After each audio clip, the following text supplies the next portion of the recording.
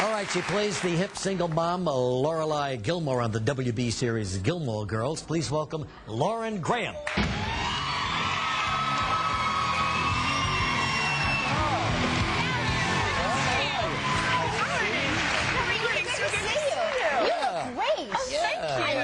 Sure. A little sparkle in the morning for Yes. you. You came bounding out here. And I'm twirling.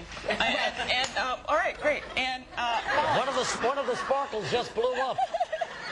I'm good. I'm good. You don't look like only on the WB does a mother look like this. That's right. So it's nice to see you again, It's Lauren. nice to see you too. She lived in New York for many, many years. As a matter of fact, went to college here, right? I went to Barnard College here right uptown. Anyone? No, no one. I have actually what's called a terminal degree, which sounds so ominous because you can't go any farther. For some reason, you can't be a doctorate. You can't hold a doctorate in acting. So master's degree is as far as you can go. Really? Yes. I didn't realize that. But doesn't that sound scary that I have a terminal? Well, rather a terminal degree. That's right. That's right. Did it help, do you think?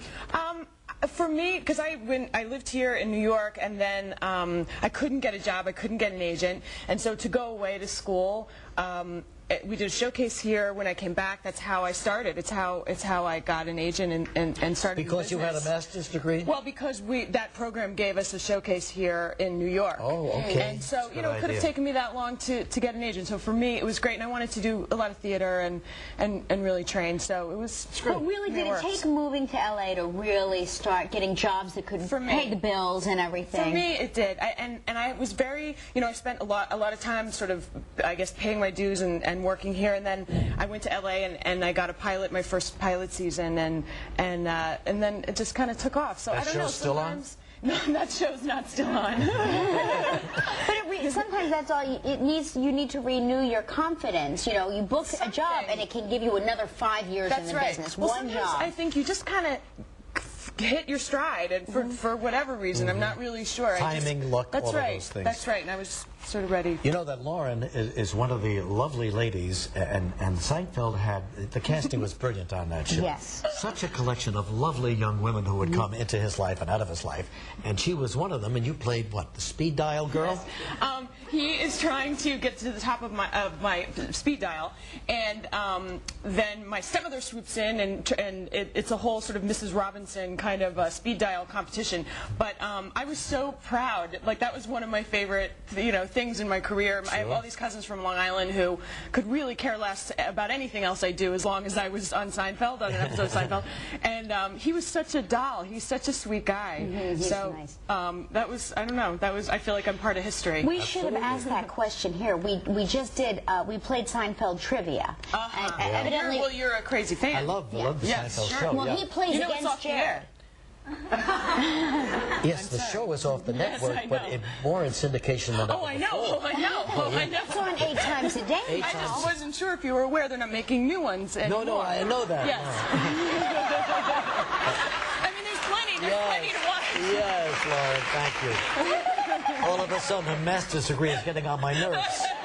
Yeah. Well, let's talk about the Gilmore Girls, which is still on the air and doing quite well. And I think the script is, quite above a lot of the other stuff on the WB. I think maybe I might have told you that, but it's a smart script. Yeah. And you're raising this, your daughter. Yeah, the story is that I had a child when I was a teenager, and so we're very close in age, and that sort of allows us to have this very close relationship. But yeah, the style of the show and the voice of it is really witty and quite challenging. It's like cramming for exams all the time. It's a lot of dialogue every day, but the writing is really wonderful. Well, now it's time for your daughter to get into college, right? And that's what this scene is all about. They're discussing her chances of going away to college. I'm not getting into Harvard. What? Who says? Well, I'm completely unprepared, and I have no original thoughts. No, don't blame yourself. It's not you. It's those jerks at Harvard. I hate them. What? Well, apparently it doesn't matter how qualified you are. Those lazy-ass admissions officers just take applications and stick it in the yes and no piles without even glancing at them. Well, it won't matter, because my Hillary Clinton essay will be just like every other girl's Hillary Clinton essay, because apparently that's all we can think of. I'm such a hack. Is it true everyone has the same GPA? How is that possible? Because we all take the same classes, and we all give the same perfunctory run-of-the-mill responses. And I'm interested in too many things. I have to limit them. I'm going to circle travel on my application. From now on, that is what I'm interested in. Travel. No, don't do that. No, because all those people coming from China and India and God knows where else, they're all nuts for traveling. That's why they're traveling falling here, and jobs are dropping and .com bombing, and something's acting like a yo-yo. I don't know what, but it's not good. And over my dead body is Kate Hudson getting your spot. Let me just say that right now. Mom, you're freaking out? Yes, I'm freaking out.